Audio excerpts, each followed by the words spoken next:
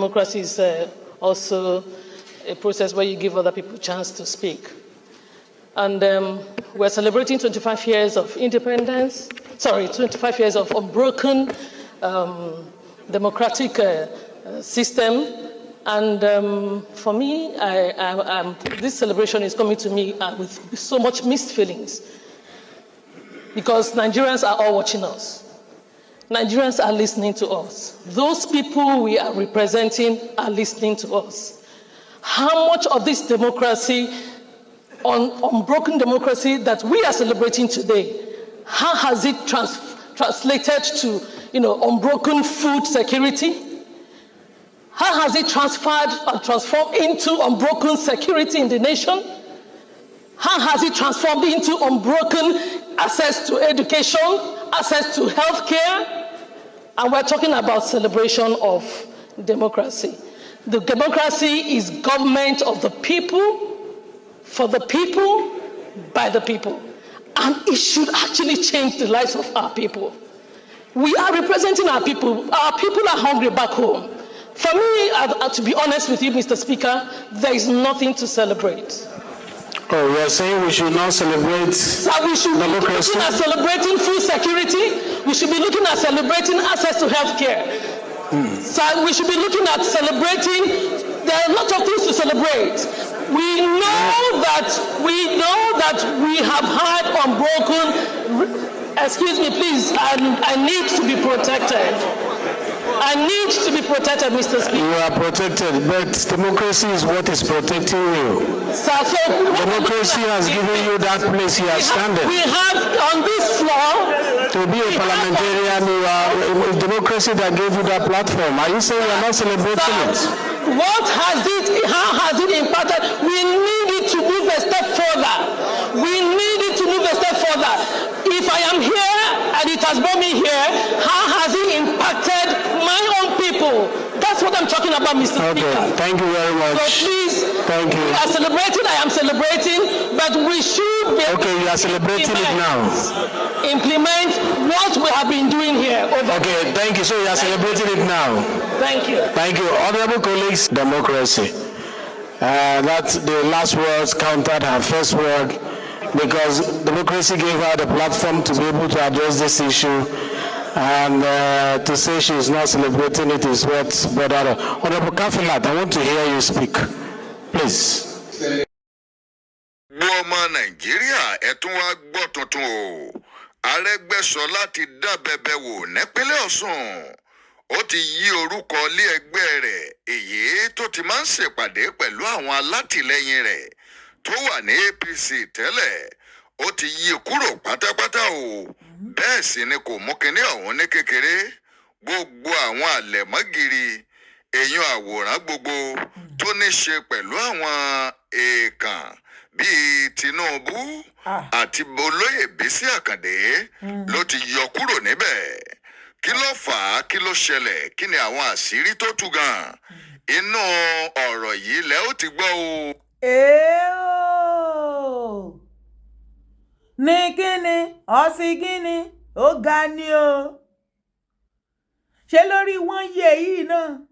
ní bàbá Rauf Aregbesola lẹ mú pósítà tẹ̀gbọ́n ya. What can fa? Dara, be calming down. Bàbá Tinubu, ẹjá fi tẹ̀gàn sí ẹjá àádì ẹ̀gàn mọ́ká minus ẹ̀gàn kúrò nọ́rọ̀ tó wà nílẹ̀. Nigerians ò like yín. Nigerians ò gbà ti yín. Ó dẹ̀ ṣe pé wọ́n hate yín. Àwọn onírọ́ tó ń tẹ̀lé yín, wọn ò ní sòótọ́ fún yín bẹ́yẹn. Kì í ṣe pé hate yín. Ẹ̀yin náà rí 1 year anniversary yín bó ṣe rí. Àfi bí ìgbà tó bá ń ṣọ̀fọ̀. Mi tí rí kí Nàìjíríà quiet báyìí. Ìgbà tán pariwo ebi ń pa wọ́n, tán ṣubú, tán dákú láàrin ọjà gan. Nàìjíríà quiet. Nàìjíríà wìtì ní everywhere. Àná tẹ́ ṣe 1 year. Everywhere pa lọ́lọ́, kẹ́kẹ́ parere mọ́ everybody lẹ́nu. Bàbá Tinubu, tí 1 year anniversary yín tí ò bá nǹkan tó ṣẹlẹ̀ yẹn. Ká bá tiẹ̀ rí ọmọ kékeré méjì. Tán máa dúró síbi kan pé kán tiẹ̀ ṣe pé àfinúfídọ̀ kò ń ṣe pé wọ́n ṣe skit àbí wọ́n ṣe comedy àbí wọ́n lo indirect ọ̀rọ̀ fún yín. bàbá Tinubu kò tí ì pẹ́jù fún yín o wọ́n yí ẹ̀yin lánàá yìí ó yẹ kó ti yé yín wípé 0 lẹ́bàdé -0 ni ó tún wá burú débi wípé àwọn tó tún bìlíìfù nínú yín gan-an nílẹ̀ Yorùbá wọ́n ti gbọ̀nwé ya wọ́n gbọ́n pósítà ya bàbá Arẹ́gbẹ́ what can fa kí ló dé tẹ́ ẹ fa pósítà ya what can fa ilé ayé ìṣá ọwọ́ epo lọmọ aráyé bá ní ńlá o wọn kì í látẹ̀jẹ́ o ó bá jẹ́ wípé bàbá Tinubu ó ṣe dáadáa lánàá ni wọ́n ní fún gbọ́n pósítà yẹ o ṣé pósítà nìkan ni mo sọ ní Dara àti gospel music yálà nínú mùsùlùmí àbí ní ti kìrìsìtẹ́nì ìgboro rẹ̀ rèé everywhere kọngoro oníkálùkù ya lúkèwé happy anniversary ń bo ó kẹni tó máa sọ happy anniversary kan lẹ̀ lóko pa wọ́n á rún ẹ̀jẹ̀ wọ́n jẹ́ ń tútù bàbá Tinubu àná ló yẹ ká ẹ mọ̀ wípé yes ebi ń pa aráàlú lóòótọ́ ara ni aráàlú ẹ ti fẹ́ gbẹ̀mí lẹ́nu àwọn aráàlú ẹ ti gbé ṣán lé wọn lọ́fun àná ó yẹ kó speak fún yín pé no bàbá ẹ ti kánná lu Nàìjà ẹ ti ẹ̀ wá mo tún gbọ́ fìrìnfìrìn kan bàbá wọ́n ní ẹ tún ti ń plánù lẹ́yìn táàkì tẹ́ ń gbélé àwọn èèyàn 7.5% wọ́n lè fẹ́ gbé lọ sí 10%. Ṣé nǹkan ò ti sínú ọ̀rọ̀ yìí ṣé nǹkan ò sínú ọ̀rọ̀ yìí àwọn wo gan ló ń sọ fún yín kẹ́ máa táàkì àwọn èèyàn pa ṣé nǹkan mi ò ti sínú ọ̀rọ̀ yẹn fẹ́ máa táàkì àwọn èèyàn Nàìjíríà bí ìgbà tí wọ́n táàkì wa labroad ṣé Nàìjíríà dàbí abroad ni ṣé Nàìjíríà wà developed ni iná ẹ̀ ní ọ̀nà ẹ̀ ní security ẹ̀ ní economy 0 health issue 0 educational system 0 kò sí nǹkan kan dẹ̀ ń gbé táàsì lọ sókè ń gbé lọ sókè ń gbé lọ sókè ṣe fẹ́ táàsì ẹ̀mí àwọn èèyàn ni bàbá Tinubu ẹ jẹ́ ṣọ́ra yín ẹ jẹ́ ṣọ́ra yín àwọn ó ti wá dáa gbogbo ẹ̀yin mùsùlùmí ṣe bá sọ fún yín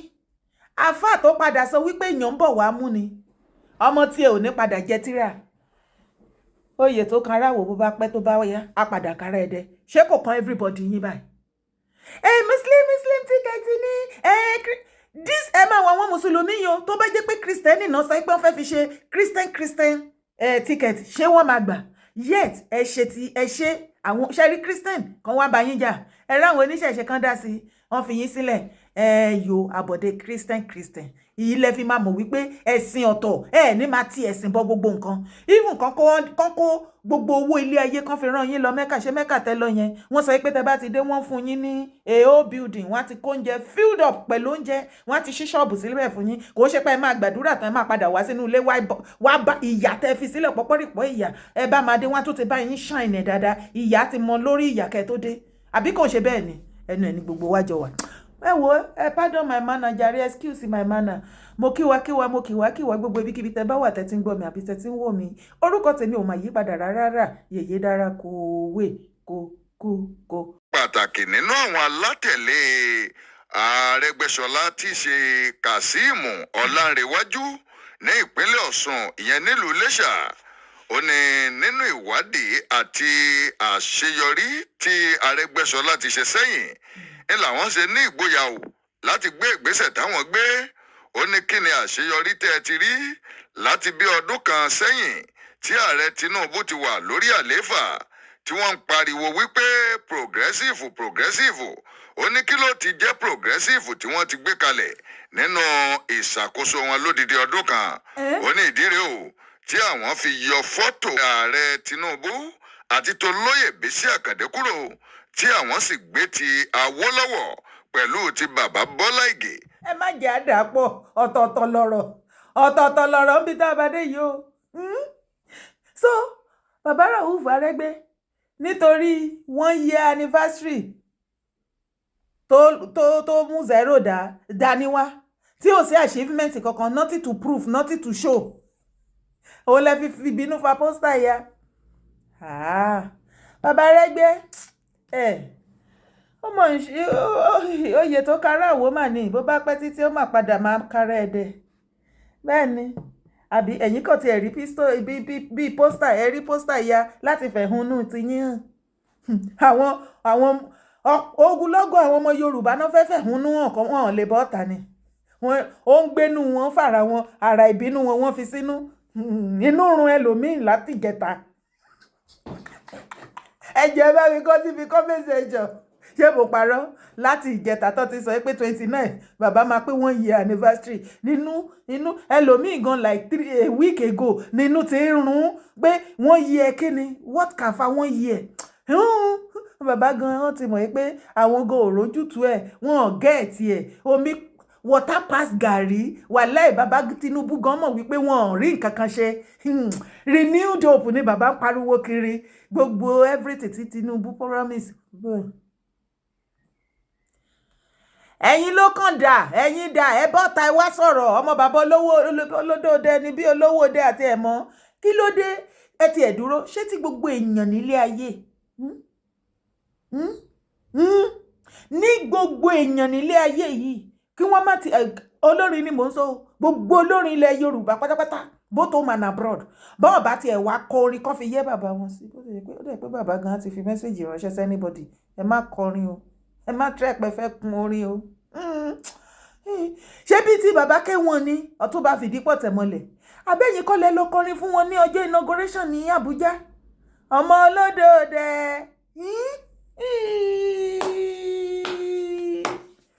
kẹ má lè rí orin kankan kọ ẹ̀yin báwo ẹ ti kọrin lọ́jọ́ síta ní ká jẹ̀bùrẹ́ awolùgbẹ̀bẹ̀ ká farabalẹ̀ ó ara tẹ balẹ̀ ìwò làbọ̀rọ̀ sọ fún yàn farabalẹ̀ ara tẹ balẹ̀ ìyá ti fara everybody balẹ̀ Nàìjíríà I hailed ní lóòótọ́ Nàìjíríà wọ́n náà hail ẹ the same Nàìjíríà economy -0 educational system -0 health sector -0 exchange rate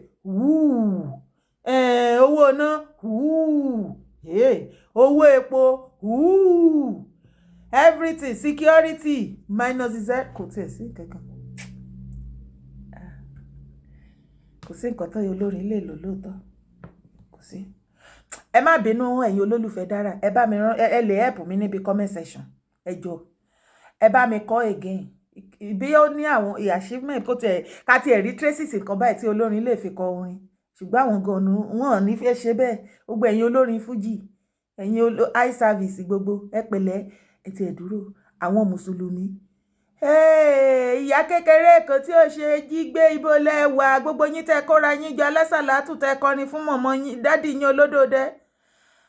ẹ gbọ́ pé wọ́n yẹ ti pé ní iṣẹ́ ní rìlíìsì wọ́n yẹ ni ẹ̀yin Yorùwúdù. tí àwọn sì gbé ti Awólọ́wọ̀ pẹ̀lú ti bàbá Bọ́lá Ìgè síbẹ̀ láti máa lo dáúlà nítorí pé àwọn gangan ni progressive táwọn mọ̀ àwọn kan wí pé ìdìbò.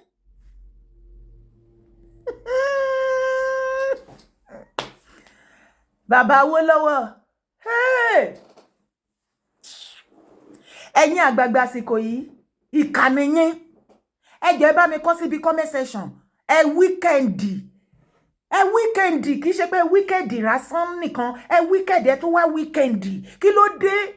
ẹ ti ẹ̀ jẹ́ kí bàbá Awólọ́wọ̀ kan sinmi tẹ bá ti fẹ́ ṣe àbòsí tẹ fẹ́ sá sẹ́yìn kankan ṣe rí mi tẹ́ ń wá ojú rere àwọn ọmọ Yorùbá tẹ́ bá ti nídìí support àwọn ọmọ Yorùbá ìgbà yẹn lẹ máa fi wá jọ Awólọ́wọ̀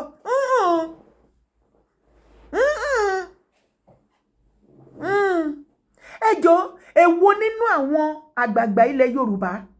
pátápátá èwo nínú àwọn leaders wa pátápátá nínú ọmọ Yorùbá ẹ bá mi kọ síbi comment section ẹ jọ̀ọ́ nítorí Ọlọ́run tẹ́ ẹ rí tó fi ìwà ní post ibi tó wà tán yàn sí níbi tí wọ́n yàn sí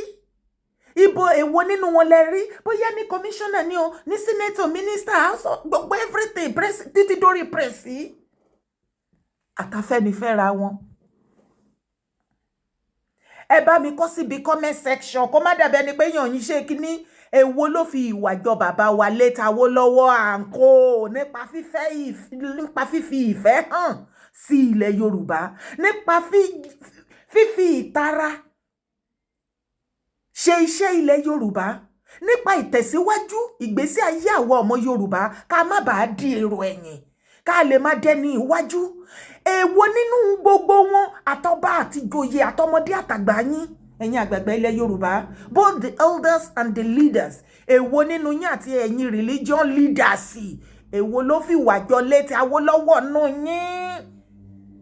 Èwo ló kíyè nípa ìtẹ̀síwájú ilẹ̀ Yorùbá? Gbogbo iṣẹ́ tí àwọn létí Awólọ́wọ̀ àǹkó tí wọ́n ṣe sílẹ̀ pátápátá tí ilẹ̀ Yorùbá fi ń jẹ́ ilẹ̀ Yorùbá tí ọ̀pọ̀lọpọ̀ àwọn other tribe ní Nàìjíríà tí wọ́n pípù látọ̀kan báyìí pé àwọn ẹ̀yà rèé. Èwo ni ẹ̀yin àgbààgbà àsìkò ìtẹ́ tí ìjẹrun ẹ̀yin àkótì létà wọ́n ti kó gbogbo ẹ̀ta pa wọ́n mú gbogbo ẹ̀ wọ́n elérinrun kìkìdé elérinrun gbogbo Èkìtì afẹ́ elérinrun ló pọ̀ jù láàrin yín. Gbogbo iṣẹ́ tí àwọn létí Awólọ́wọ̀ ṣe bàbá Rauf Aregbesola ṣé ẹ̀yin náà ẹmu létí Awólọ́wọ̀ ni àbí ṣé ní ti káàpù ẹ̀yin òun dé káàpù bàbá Awólọ́wọ̀ àmọ́ wọn o àwọn àmọ́ wọn àtúnwọ̀n mọ́ o àwọn tó ń lo fìlà bàbá Awólọ́wọ̀ ṣojú ayé gbogbo yín lẹ̀ ó fà ara gbẹgbà. Tán bá ti wá fẹ́ fi sí ìwà àtẹ̀mí lórí wọ́n lọ dé fìlà bàbá Awólọ́wọ̀ wọ́n tún gbé glasses irú glasses wọn. Ṣẹ́yìn dírẹ́sì wọn lẹ lè kọ́pì èwo ló kọ́pì àṣeyọrí èwo ló ní ara láti fi gba ìyà fún ọmọ Yorùbá nù yín? Nobody, nothing, nobody, none. Awólọ́wọ̀ kọ́ bàbá Awólọ́wọ̀ ní ìbẹ́jẹ́ wípé bí àwọn bàbá Awólọ́wọ̀ àǹkó báwọn ṣe ti bẹ́yìn ṣe ti ẹ̀yin àgbà òṣìkà ìsìn ilẹ̀ Yorùbá tí ojú yín tẹ́ lajú kalẹ̀ tí ilẹ̀ Yorùbá tó ń gbòyì tí gbogbo ẹ̀ dojúrú tó wá sí wípé gbogbo ẹ̀ wá rí rédèrèdè rádaràda ilẹ̀ Yorùbá wá di kìkẹ́ ọkọ̀ aṣálẹ̀ kò wá sí ìtẹ̀síwájú kan báyìí àti achievement kan fún ilẹ̀ Yorùbá mọ́. Gbogbo ọmọ Yorùbá wá ṣọ́nà ní káàkiri àwa ń sá káàkiri orílẹ̀-èdè olórílẹ̀-èdè ìwé lọmọ Yorùbá lọ ń kà ní ìgbà yẹ Awólọ́wọ̀ ojú tì yín. Bàbá Tinubu látọrí president of Nigeria president Bola Ahmed Tinubu dé orí councillor ẹ̀yin ọmọ Yorùbá ojú tì yín yegede yé yín àtúbọ̀tán gbogbo yín ò lè dá gbogbo yín tẹ́ jẹ́ elders tẹ́ tún jẹ́ leaders wa nílẹ̀ Yorùbá tẹ́ ṣayé ilẹ̀ Yorùbá báyìí tẹ́ jẹ́ káyé ayé wo dá tí àwọn ọmọ mẹ̀kúnnù tẹ́ jẹ́ ká jẹ́ èèyàn tẹ́ sọ wá di rádaràda tẹ́ jẹ́ kí àwọn ìyá wa kan jẹ wọn mọ́ gbogbo yín pátápátá ẹ ò ní kú síbi táṣọ yín wà èpè lókù àsìkò tá wà yìí a máa fẹ́ pé pààyàn ni talentan Awólọ́wọ̀ èwo ẹ̀yin ya pósítà Tinubu ṣebí bàbá tiyín náà ni ṣebí kan lára àwọn kọ́kọ́ sí bàbá Tinubu ni bàbá Rauf Aregbesola ẹ̀yin lẹ́mọ bẹ́ ṣe tí gbogbo ẹ̀ dojúrú mọ́ra yín lọ́wọ́ láti ìgbà gọ́vnà Ọ̀ṣun state àti kọ́sìn bàbá kínní torí àǹfààní ara yín lẹ ṣe kìí ṣe torí àǹfààní aráàlú. Oore wo ni gbogbo yín both the present and the past governors nílẹ̀ Yorùbá oore wo lẹ ṣe fáwọn ọmọ mẹ̀kúnnù àánú wa wo lẹ ní sójú ìṣẹ̀lẹ̀ báyé gbogbo ọmọ mẹ̀kúnnù jẹ́ ẹ frustrate wọn ẹ wá wo àwọn ọmọ youth àwọn ọmọ kékèké wọ́n ti di rádaràda wọn lánàá ẹgbàá náà wọ́n gbé fọ́mọ ti yín àwọn wá ní Mákindé ọmọ ẹ graduate ní kínní gbogbo yín pátápátá gómìnà ẹnu ẹlẹ́dẹ̀ wà yẹn yín nu Ọlọ́run á mú gbogbo yín pátá ayé yín bíi ti wíwe ló máa rí ẹ̀dá ẹ̀yin aláìdá ìkà àgbà àsìkò yìí nílẹ̀ Yorùbá ìkà àgbà òṣìkà ló kúnlẹ̀ Yorùbá kò ságbà rẹ mọ́ ẹ bá mi mú fídíò ìka bá mi ṣí ẹ̀dọ́dọ̀ bá dádì gbogbo wa èmi máa mú ti eléyìí máa ṣí ẹ̀dọ́dọ̀ pop sí mi gan bẹ́ẹ̀ ni mo sọ fún gbogbo fámìlì mi ni máa ṣí ẹ̀ fún èyíkéyìí tó wà nínú àwọn tó ń da ilẹ̀ rú kí ilẹ̀ kó mú un bẹ́ẹ̀ ni bá mi ṣí ẹ̀ bí parent ẹ bá wà ń bẹ̀ bá mi ṣí ẹ̀ fídíò yìí fún wọn kó máa jẹ́ oníkálukú yín nínú jẹ ìkànnì yẹn ti báyé gbogbo wa jẹ́ ẹ jẹ́ káwọn ọmọ mẹ̀kúnnù ká ráyé gbé ẹ jẹ́ àfẹ̀dọ̀ lórí òróró àwọn ọmọ tó bí kalẹ̀ àwọn ọmọ wa lọ ṣògowó wọ́n ṣe yahoo kò sí òpù fún wọn mọ́ wọn ò wá lè lọ́pọ̀lọpọ̀ lọ́wọ́ à ń bẹ̀ wọn ò rọ́pọlọ rò mọ́ gbogbo ẹ ti dojúrú mọ́ wọn lójú ẹ mú gbogbo owó tó yẹ kẹ́ fi build ilẹ̀ Yorùbá kí àwọn ọmọ mẹ̀kúnnù náà kan rí ilé ayé gbé àbẹ̀rù pé gbogbo mẹ̀kúnnù ló sáré owó tó ń wálé ayé má yàbí ti gbogbo yín ni ṣé rò pé gbogbo àwọn ọmọ mẹ̀kúnnù lẹ́rọ pé àwálé ayé má yàbí ti gbogbo yín tá a fẹ́ fi gbogbo ayé kọ́lé tó ta tó fẹ́ lọ kọ́lé sọ́run no àìmọye wa a fẹ́ jẹ oúnjẹ òòjọ́ wa ká jí láàárọ̀ ká jẹun pẹ̀lú ìrọ̀rùn láì ní ìnira nínú láàárọ̀ ká lọ síbi iṣẹ́ wa èyí tá lọ skul kó lọ skul èyí tá lọ bí kó lọ bí ká jẹ tọ̀sán pẹ̀lú ìrọ̀rùn kíta lẹ́dẹ́ ká sì jẹ́ ká forí wa lébi tó yẹ ká fi sí tó bá tásìkò fàájì ká ṣe fàájì kí ni wèrè gan kí ni wèrè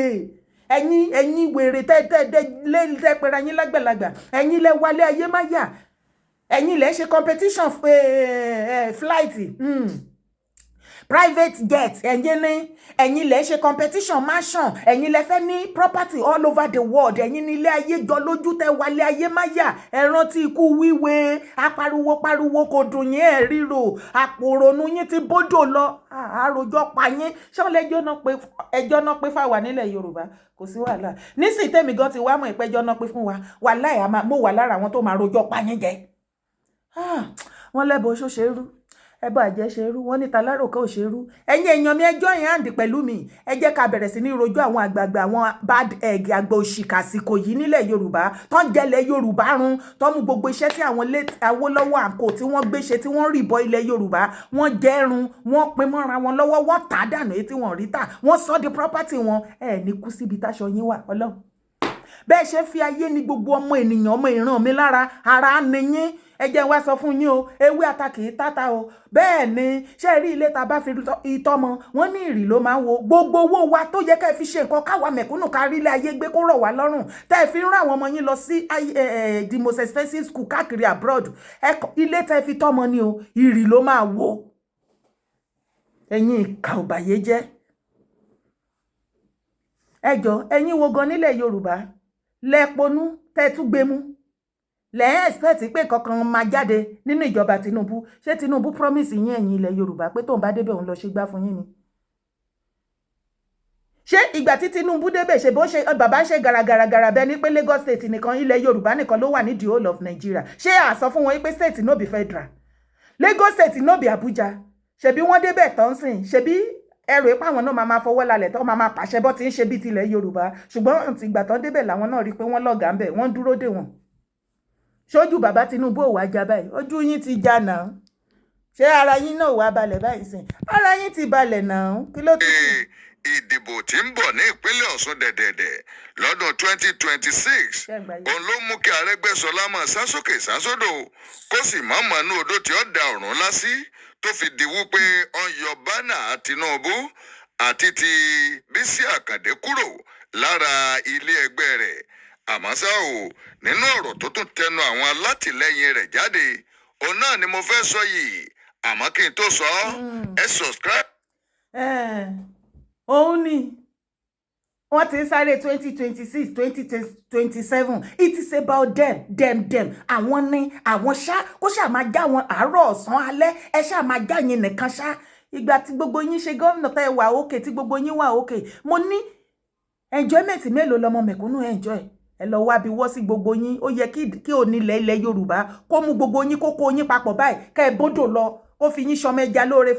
fókun àtọ̀sà okun ò ní jẹ yín láíláí okun ò ń jẹ̀dẹ̀ tí kán lọ kọ́ yín sínú ọ̀sà wọ́n fi ṣọmọ ẹja lóore àsìkò yín generation yín àgbà àsìkò yìí generation tí ò dáa a máa fi yín ré nílẹ̀ Yorùbá débi wípé tí generation yín ìbá ti wá lọ tán a lọ mú ojúbọ kan a máa dárúkọ gbogbo ẹ̀yin àgbààgbà ẹ̀yin ọba gbogbo yín pátápátá ẹ̀yin àgbààgbà Afẹ́nifẹ́re gbogbo ẹ̀yin ex-governor ẹ̀yin president bàbá Ọbásanjọ́ ìwà ń bẹ̀ gbogbo yín a máa dárúkọ yín a máa fi èpè lé a máa fèpè sí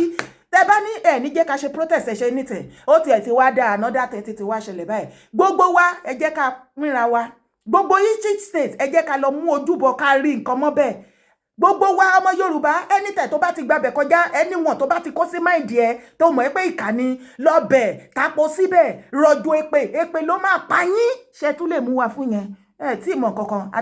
a máa ya nǹkan mọ́ yín lọ́wọ́ ṣẹlẹ̀ níwèrè ni ẹ ní dangbana ṣókòtà wà YouTube ni bẹ́ẹ̀ ni ẹlẹ́yin ò ní gbọ́ torí ó ti hàn gbangba wípé ẹ rẹ́dí àti ṣe anything àìmá wàá ṣe anything ẹ ní rí ilé ayé gbé wàhálà una go drink water una no go fit drop cup una go dey run kìtìkìtì dey run katakata ẹ̀mí yín á fẹ́ pín mọ́ wa lọ́wọ́ èpè la máa fẹ́ pa yín o ẹ wo ó ká mi lára orí ó ṣe mí bẹ́ẹ̀ ni kiri yín ní kọ̀ọ̀kan kí n máa gbá yín lẹ́sẹ̀ ẹ wo lójú oorun a máa yọ sí yín yes ẹ wo lójú oorun a máa yọ sí yín a kẹ́sẹ̀ bò yín a lé ẹlòmíì látojú oorun ìhòhò ẹ gbà mí o ẹ ní rí nǹkan tó ń lé yín ẹ tí ì rí nǹkan kan ẹ dúró ẹ má wọrí ṣé ń gbáyé Arẹ́gbẹ́ṣọlá lórí 2026 ojú òtì mi fún yín kò sí wàhálà bàbá Tinubu bó bá bẹ́ẹ̀ bá ṣe eré bẹ́ẹ̀ bá ṣe eré àná òun lẹ ti rí gbogbo nǹkan tẹ́ ṣe lánàá ẹ rí i pé ó jójó yín lójú kò sí àwọn tó lóyà sí yín gan wọ́n wà highly disappointed in you bàbá tẹ́ ẹ bá rójú ti kíní ẹgbẹ́ kíní síbẹ̀ no be by force wo jẹ́ ó jàre bá mi drop comment ẹ sábẹ́ fídíò yìí ṣé o ti bá mi subscribe ó yá bá mi subscribe now ó yá bá mi thumb up on it bá mi make sure pé o share fídíò ìdọ́dọ̀ gbogbo àgbààgbà tó o bá mọ̀ nílẹ̀ Yorùbá àsìkò ti tó let us speak out.